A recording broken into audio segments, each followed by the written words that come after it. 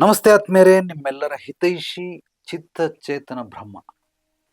ಇಂದಿನ ವಿಚಾರ ಅಂಗಂತೆ ಇಂಗಂತೆ, ತಂಗಂತೆ ಮಂಗಂತೆ.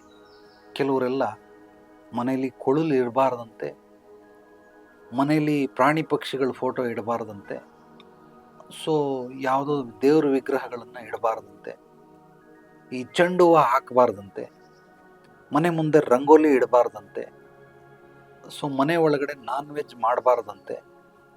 ಈ ಅಂತೆ ಕಂತೆಗಳ ಪ್ರಶ್ನೆಗಳು ದಿನಕ್ಕೆ ನೂರಾರು ಪ್ರಶ್ನೆಗಳು ಬರ್ತದೆ ನನ್ನ ವಾಟ್ಸಪ್ಗೆ. ಅಂತೆ ಕಂತೆ, ಈ ಅಂತೆ ಕಂತೆಗೆ ತಲೆನೂ ಇಲ್ಲ ಬುಡನೂ ಇಲ್ಲ. ದಯವಿಟ್ಟು ಯಾರ್ಯಾರು ಏನೇನು ಹೇಳ್ತಾರೆ ಇವೆಲ್ಲ ಗಾಸಿಪ್ ಅಂತ, ಅಂದರೆ ಗಾಳಿ ಮಾತು ಅಂತ ಕರೀತಾರೆ. ಅಂತೆ ಕಂತೆಗಳಿಗೆ ಬೆಲೆ ಕೊಡಬೇಡಿ. ಖಂಡಿತವಾಗ್ಲೂ ಆ ಥರ ಏನೂ ಇಲ್ಲ. ನೀವು ಏನೇ ಮಾಡಿದ್ರೂ ಕೂಡ ಮನುಷ್ಯರು ಅಥವಾ ಯಾರಾದರೂ ಅಕ್ಕಪಕ್ಕದ ಮನೆಯವರು, ಬಂಧು ಬಳಗದವರು, ಫ್ರೆಂಡ್ಸ್ ಆ್ಯಂಡ್ ರಿಲೇಟಿವ್ಸ್ ಯಾರೋ ಬಂದ್ಬಿಟ್ಟು, ಅಯ್ಯೋ ಇಲ್ಲಿ ಸಜ್ಜಾ ಇಡಬಾರ್ದಂತೆ, ಹೋಗ್ಬಾರ್ದಂತೆ, ಈ ಟೇಬಲ್ನ ಇಲ್ಲ ಹಾಕಬಾರ್ದಂತೆ, ಬೆಡ್ಡನ್ನ ಈ ಕಡೆ ತಲೆ ಹಾಕಬೇಕಂತೆ, ಹಿಂಗೆ ಹಾಕಬಾರ್ದಂತೆ. ಈ ಹಾಕಬಾರ್ದಂತೆ ಅನ್ನೋದನ್ನು ಅದು ಏನಂದರೆ ಕೇವಲ ಅಭಿಪ್ರಾಯ ಅಷ್ಟೇ, ಅದು ಅನಿಸಿಕೆ, ಅದು ಸತ್ಯ ಅಲ್ಲ, ಅದು ಪರಮ ಸತ್ಯ ಅಲ್ಲವೇ ಅಲ್ಲ.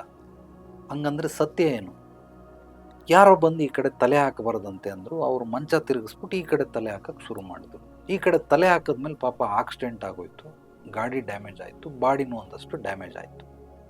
ಒಂದಷ್ಟು ಅಂದರೆ ನೆಟ್ಟು ಬೋಲ್ಟ್ ಹಾಕೋ ಸ್ಥಿತಿಗೆ ಬಂತು. ಖರ್ಚೆಷ್ಟಾಯಿತು ಅಂದರೆ ಸುಮಾರು ಒಂದು 15 ಲಕ್ಷ ರೂಪಾಯಿ ಖರ್ಚಾಯಿತು. ಏನಕ್ಕೆ ಖರ್ಚಾಯಿತು? ಈ ಕಡೆ ತಲೆ ಹಾಕ್ತಾಯಿದ್ರು, ನೆಮ್ಮದಿಯಾಗಿ ಸುಖವಾಗಿ ಮಲಗಿದ್ರು. ಈಗ ಯಾರೋ ಬಂದ್ಬಿಟ್ಟು ಈ ಕಡೆ ತಲೆ ಹಾಕಬಾರ್ದಂತೆ ಅಂತ ಹೇಳಿದ್ರು, ಅದಕ್ಕೋಸ್ಕರ ಈ ಕಡೆ ಹಾಕಿದ್ರು. ಆ ಮಾತಿಗೆ ಬೆಲೆ ಕೊಟ್ಟು ಹಂಗೆ ಹಾಕಿದ ಮೇಲೆ 15 ಲಕ್ಷ ದುಡ್ಡು ಕಳ್ಕೊಂಡ್ರು. ಇಲ್ಲಿ ಡೋರ್ ಇಡಬಾರದಂತೆ ಅವನು ಹೇಳ್ದವನು ಯಾರು? ವೃತ್ತಿಪರ ವ್ಯಕ್ತಿನ ಅಲ್ವಾ? ಅಕಸ್ಮಾತ್ ವೃತ್ತಿಪರ ವ್ಯಕ್ತಿ ಆದರೂ ಅವ್ನು ನಿಜ ಹೇಳ್ತಾವನೋ ಸುಳ್ಳು ಹೇಳ್ತಾವನೋ ಹೇಗೆ ಗೊತ್ತಾಗುತ್ತೆ? ಅಂಥದ್ರಲ್ಲಿ ವೃತ್ತಿಪರ ಹೇಳೋದೇ ನಾವು ನಿಜ ಸುಳ್ಳು ಅಂತ ಜಡ್ಜ್ ಮಾಡೋಕ್ಕಾಗದಿದ್ದವರು ಹಂಗಂತೆ ಹಿಂಗಂತೆ ಅನ್ನೋದಕ್ಕೆ ಯಾಕೆ ಬೆಲೆ ಕೊಡ್ತೀರಾ? ಯಾಕೆ ಬೆಲೆ ಕೊಡಬೇಕು? ಸೊ ದಯವಿಟ್ಟು ನಿಮ್ಮ ಅಕ್ಕಪಕ್ಕದ ಮನೆಯವರು, ಅಂದರೆ ಫ್ರೆಂಡ್ಸ್ ಆ್ಯಂಡ್ ರಿಲೇಟಿವ್ಸ್ ಯಾರೇ ಆಗಿದ್ರು, ಈ ಅಂತೆ ಕಂತೆಗಳಿಗೆ ಬೆಲೆ ಕೊಡಬೇಡಿ. ಇದು ಯಾವುದು ಉಪಯೋಗಕ್ಕೆ ಬರಲ್ಲ. ನನ್ನ ಪ್ರಕಾರ ಇದು ಡಸ್ಟ್ಬಿನ್ನಲ್ಲಿರೋ ಕಸ ಇದ್ದಂಗೆ. ಅದನ್ನು ತಗೊಂಡೋಗಿ ನಾವು ತಿಪ್ಪೆಗುಂಡಿಗೆ ಬಿಸಾಕ್ತೀರಿ, ಅಥವಾ ಎಲ್ಲೋ ತೊಗೊಂಡೋಗಿ ಗಾರ್ಬೇಜಿಗೆ, ಅದು BBMP ಅವ್ರು ಬರ್ತಾರೆ, ಕೊಟ್ಟು ಕಳಿಸ್ಬಿಡ್ತೀರಿ. ಅವ್ರು ತಗೊಂಡೋಗಿ ಅದನ್ನು ಏನೋ ಒಂದು ಡಂಪಿಂಗ್ ಏರಿಯಾಗೆ ಹಾಕ್ತಾರೆ. ಇಷ್ಟೇ ನನ್ನ ಪ್ರಕಾರ. ಅಂತೆ ಕಂತೆ ಡಸ್ಟ್ಬಿನ್ನಲ್ಲಿರೋವಂಥದ್ದು, ಅದಕ್ಕೆ ನೀವು ಬೆಲೆ ಕೊಡುವಂಥ ಅವಶ್ಯಕತೆ ಇಲ್ಲ. ಏನೇ ಹೇಳಿ, ಎಂತೆಂಥ ಮೂರ್ಖರು, ಮುಟ್ಟಾಳರು, ಅವ್ರಿಗೆ ಎಷ್ಟು ಕೆಟ್ಟದಾಗಿ ಬೈದರೂ ಕೂಡ ಅದು ಕಡಿಮೆನೇ ಅವ್ರಿಗೆ ಬೈಗಳು.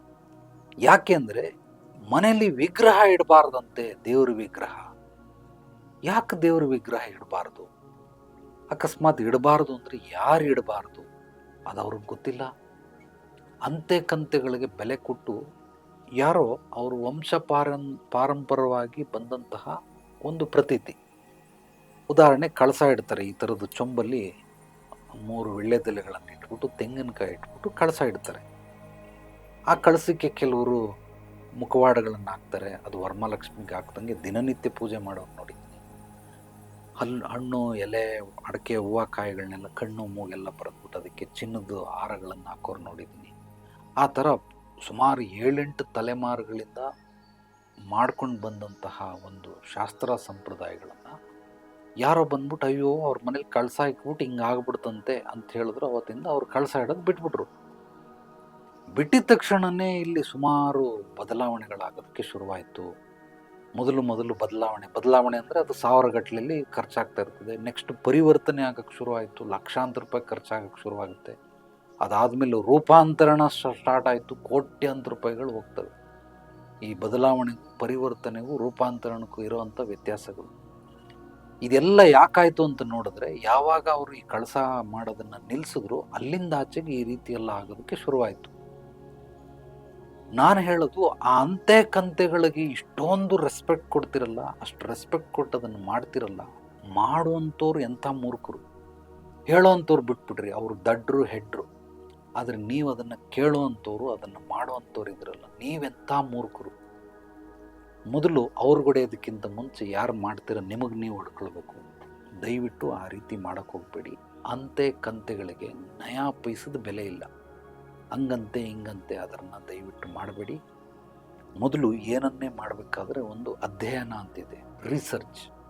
ಆ ರಿಸರ್ಚ್ ಮಾಡಿ, ಡಿಸ್ಕವರಿ ಮಾಡಿ, ಆ ಪೂರ್ವಾಪರ ಹಿನ್ನೆಲೆಯನ್ನು ತಿಳ್ಕೊಳ್ಳಿ. ಏನು ಮಾಡಬಾರ್ದು, ಏನು ಮಾಡಬೇಕು, ಹೇಗೆ ಮಾಡಬೇಕು. ಇದು ನಿಮಗೆ ಗೊತ್ತಿಲ್ವಾ? ಗೊತ್ತಿರೋರ ಬಳಿ ಏನಾದರೂ ಕೇಳಿ. ಅಕಸ್ಮಾತ್ ಮಾಡಬಾರ್ದು ಅಂತ ಹೇಳಿದ್ರೆ ಯಾಕೆ ಮಾಡಬಾರ್ದು ಅಂತ ಪ್ರಶ್ನೆ ಮಾಡಿ. ಮಾಡಿದ್ರೆ ಏನಾಗುತ್ತೆ, ಮಾಡಲಿಲ್ಲ ಅಂದರೆ ಏನಾಗುತ್ತೆ. ಸೊ ಇದನ್ನು ಒಂದು 10 ಜನ ಅನುಭವಿಸ್ತ ಹತ್ರ ಕೇಳಿದ್ರೆ, ವೃತ್ತಿಪರ ವ್ಯಕ್ತಿಗಳ ಹತ್ರ ಕೇಳಿದ್ರೆ, ಅಥವಾ ತಿಳಿದವರು ಅರಿತವರ ಬಳಿ ಕೇಳಿದ್ರೆ ಎಲ್ಲವನ್ನ ಹೇಳ್ತಾರೆ. ನಾನಿಲ್ಲಿ ಬಂದು ನಾನು ಇದನ್ನು ಮಾಡಿ ಅಂತ ಯಾರಿಗೂ ಹೇಳೋದಿಲ್ಲ. ಇದನ್ನು ಮಾಡೋದ್ರಿಂದ ನಿಮಗೇನಾಗುತ್ತೆ, ಮಾಡದಿರೋದ್ರಿಂದ ಏನಾಗುತ್ತೆ ಅಂತ ಹೇಳ್ತೀನಿ. ಮಾಡೋದು ಬಿಡೋದು ಅವ್ರಿಗಿಷ್ಟ, ಅವ್ರ ಇಚ್ಛೆ. ಇನ್ನೊಬ್ರಿಗೆ ನಾವು ಫೋರ್ಸ್ ಮಾಡುವಂಥ ಅಧಿಕಾರ ಇಲ್ಲ. ಆದ್ದರಿಂದ ಯಾರಿಗೂ ಫೋರ್ಸ್ ಮಾಡಬಾರ್ದು. ನನ್ನ ಪ್ರಕಾರ ಫೋರ್ಸ್ ಮಾಡೋದೇ ಪಾಪಕೃತ್ಯ. ಜಗತ್ತಲ್ಲಿ ಮಹಾಪಾಪಕೃತ್ಯ ಯಾವುದು ಅಂತಂದರೆ ಇನ್ನೊಬ್ಬರಿಗೆ ಬಲವಂತ ಮಾಡೋದೇ ಇದು ಪಾಪಕೃತ್ಯ. ಈ ಕೃತ್ಯಗಳನ್ನು ನಾನು ಎಂದಿಗೂ ಮಾಡೋದಿಲ್ಲ. ಅವ್ರ ಇಚ್ಛೆ ಇದ್ದರೆ ಬರಬಹುದು, ಇಚ್ಛೆ ಇಲ್ಲದ್ರೆ ಹೋಗಬಹುದು. ಯಾರಿಗೂ ಆ ಸ್ನೇಹ ಸಂಬಂಧಕ್ಕೂ ಅಷ್ಟೇ ಭಿಕ್ಷೆ ಬೇಡುವಂಥ ಅವಶ್ಯಕತೆ ಇಲ್ಲ. ಇರೋಷ್ಟು ದಿವಸ ಎಲ್ಲರೂ ಇದ್ದೇ ಇರ್ತಾರೆ. ಎಲ್ಲರೂ ಹುಟ್ಟಿದಿರಿ, ಎಲ್ಲರೂ ಒಂದು ದಿವಸ ಸಾಯಲೇಬೇಕು. ಕೆಲವರು ಜಲ್ದಿ ಸಾಯ್ತಾರೆ, ಕೆಲವರು ನಿಧಾನಕ್ಕೆ ಸಾಯ್ತಾರೆ, ಕೆಲವರು ಮಧ್ಯಮ ಗಾತ್ರದಲ್ಲಿ ಸಾಯ್ತಾರೆ, ಅಂದರೆ ಮಧ್ಯಮ ಅವಧಿಯಲ್ಲಿ ಸಾಯ್ತಾರೆ. ಅದು ಅವ್ರವ್ರ ಇಚ್ಛೆ, ಪಡ್ಕೊಂಡು ಬಂದಿರ್ತಾರೆ. ಅದೇ ರೀತಿ ನೀವು ಯಾವಾಗ ಇದನ್ನೆಲ್ಲ ಮಾಡ್ತೀರಾ, ಅಂತೆ ಕಂತೆಗಳನ್ನು ಬಿಡ್ತೀರಾ, ನಿಮ್ಮ ಲೈಫಲ್ಲಿ ಒಂದು ಅದ್ಭುತವಾದಂಥ ಬದಲಾವಣೆಗಳು ಶುರುವಾಗ್ತವೆ. ಅಂತೆ ಕಂತೆಗಳಿಗೆ ಬೆಲೆ ಕೊಡಬೇಡಿ. ಕೇವಲ ಆ ಒಂದು ನಿಗದಿತ ನಿರ್ಧಾರಗಳು ಅಥವಾ ನಿಗದಿತ ಅವಧಿ ಯಾವುದು ನಿಮ್ಮನ್ನು ಬೆಳೆಸುತ್ತೆ, ಯಾವುದು ಉಳಿಸುತ್ತೆ, ಯಾವುದು ಅಳಿಸುತ್ತೆ ಅನ್ನೋದನ್ನು ನೀವೇ ಅಧ್ಯಯನ ಮಾಡ್ಕೊಳ್ಳಿ. ನಿಮ್ಗೆ ಅಧ್ಯಯನಕ್ಕೆ ಬರಲಿಲ್ಲ ಅಂದರೆ ವೃತ್ತಿಪರ ವ್ಯಕ್ತಿಗಳನ್ನು ಕೇಳಿ ಆ ಒಂದು ನಿರ್ಧಾರಗಳನ್ನು ಮಾಡಬೇಡಿ. ಮೊದಲು ಜಡ್ಜ್ ಮಾಡಿ. ವಾಟ್ ಈಸ್ ಸಕ್ಸಸ್ ಅಂತ ನನ್ನನ್ನು ಕೇಳಿದ್ರೆ, ಕ್ಲಾರಿಟಿ ಈಸ್ ಎ ಸಕ್ಸಸ್ ಅಂತ ನಾನು ಹೇಳ್ತೀನಿ. ಯಾರ್ಯಾರಿಗೆ ಎಷ್ಟೆಷ್ಟು ಕ್ಲಾರಿಟಿ ಇದೆ ಅಷ್ಟು ಮುಂದೆ ಹೋಗ್ತಾ ಇರ್ತಾನೆ. ಯಾರಿಗೆ ಕ್ಲಾರಿಟಿ ಇಲ್ಲ ಅವರೆಲ್ಲ ಹಿಂದುಳಿದಿರ್ತಾರೆ. ಅವನು ಮುಂದೆ ಹೆಜ್ಜೆ ಇಡೋದಿಲ್ಲ. ಈಗ ಅಲ್ಲಿ ನಿಂತ್ಕೊಂಡ್ಬಿಟ್ಟವನು 10 ರೋಡ್ಗಳಿದೆ, ಎಲ್ಲಿ ಹೋಗ್ಬೇಕು ಅಂತ ಗೊತ್ತಿಲ್ಲ, ಎಲ್ಲಿ ಹೋಗ್ತಾನೆ, ನಿಂತ್ಕೊಂಡ್ಬಿಡ್ತಾನೆ. ಯಾರಾದರೂ ಬರೋರಿಗೆ ಕೇಳ್ತಾನೆ, ಅಣ್ಣ ಈ ಅಡ್ರೆಸ್ಗೆ ಹೆಂಗೆ ಹೋಗ್ಬೇಕು ಅಂತ. ಅವ್ನು ಹಿಂಗೆ ಹೋಗು ಅಂದ್ರೆ ಹೋಗ್ತಾನೆ. ಅದು ತಪ್ಪಿರ್ಬೋದು, ಸರಿ ಇರ್ಬೋದು, ಆದರೂ ಕೇಳಿದ ಮೇಲೇ ಅವ್ನು ಮುಂದೆ ಹೋಗ್ಬೋದು. ಇಲ್ಲ ಅಂದರೆ 10 ರೋಡ್ಗಳಲ್ಲಿ ಯಾವ್ದು ಹೋಗ್ಬೇಕು ಅಂತ ಅವನಿಗೆ ಗೊತ್ತಾಗೋದಿಲ್ಲ. ಅದಕ್ಕೆ what is success? Success is A clarity. ಆ ಕ್ಲಾರಿಟಿಯನ್ನು ತಗೊಂಡ ಮೇಲೆ ಆಮೇಲೆ ಒಂದು ನಿರ್ಧಾರಕ್ಕೆ ಬನ್ನಿ. ಆ ನಿರ್ಧಾರಗಳನ್ನು ನೀವು ಹಂತವಾಗಿ ಬಹಳ ಜೋಪಾನವಾಗಿ, ಅಂದರೆ ಸೇಫ್ಟಿ ಮೆಜರ್ಮೆಂಟ್ ಅದನ್ನು ಏನು ಅನ್ನೋದು ತಿಳ್ಕೊಂಡು, ಆ ಸೇಫ್ ಆದಂಥದ್ದು ಹಾದಿ ಯಾವುದು ಅಂತ ತಿಳ್ಕೊಂಡು ಆಮೇಲೆ ನೀವು ಒಂದೊಂದೇ ಹೆಜ್ಜೆಗಳನ್ನು ಇಡ್ತಾ ಹೋದರೆ ಖಂಡಿತವಾಗಲೂ ನೀವು ಬೀಳೋದಕ್ಕೆ ಸಾಧ್ಯವಿಲ್ಲ. ಬಿದ್ದರೂ ಕೂಡ ಮೂಗಿದ ಮೇಲೆ ನೆಗಡಿ ಸಹಜ ಅಂದಂಗೆ ನೆಕ್ಸ್ಟ್ ಹಂತದಲ್ಲಿ ನಾವು ಇದನ್ನು ತಿದ್ದುಕೊಳ್ಳೋದಕ್ಕೆ ಬಹಳ ಅನುಕೂಲ ಆಗುತ್ತೆ. ನಿಮಗಿದು ಗೊತ್ತಾಗಲಿಲ್ಲ ಅಂದರೆ ನೇರವಾಗಿ ಬಂದು ಭೇಟಿ ಮಾಡಿ. ನಿಮ್ಮ ಹಿನ್ನೆಲೆ ಪೂರ್ವಾಪರ ತಿಳಿದ ನಂತರ ಮುಂದಿನ ಜೀವನದ ನಿರ್ಧಾರಗಳು ಹೇಗೆ ತಗೊಳ್ಬೇಕು ಅದನ್ನು ಕೂಡ ನಾನಿಲ್ಲಿ ಸುಬೋಧಿನಿ ಆಧ್ಯಾತ್ಮಿಕ ಕೇಂದ್ರದಲ್ಲಿ ಹೇಳ್ಕೊಡ್ತಾ ಹೋಗ್ತೀನಿ ಒಂದೊಂದಾಗಿ. ಐ ನೀಡ್ ಅಪಾಯಿಂಟ್ಮೆಂಟ್ ಅಂತೇಳಿ ನನ್ನ ವಾಟ್ಸಪ್ ನಂಬರ್ಗೆ ನಿಮ್ಮ ಹೆಸರು, ಫೋಟೋ ಕಳಿಸಿ, ನಾನು ನಿಮಗೆ ಡೀಟೇಲನ್ನು ಕಳಿಸ್ತೀನಿ. ನೇರವಾಗಿ ಬಂದು ಭೇಟಿ ಮಾಡಿ. ಎಲ್ರಿಗೂ ಒಳ್ಳೆಯದಾಗಲಿ. ನಾಳೆ ಮತ್ತೆ ಭೇಟಿಯಾಗೋಣ ಮತ್ತಷ್ಟು ಸತ್ವಭರಿತ ವಿಚಾರಗಳೊಂದಿಗೆ. ಎಲ್ಲರೊಳಗಡೆಗಿರುವ ಭಗವಂತನಿಗೆ ನನ್ನ ಭಕ್ತಿಪೂರ್ವ ಪ್ರಣಾಮಗಳು. ಸರ್ವೇ ಜನೋ ಸುಖಿನೋ ಭವಂತು. ಶುಭರಾತ್ರಿ.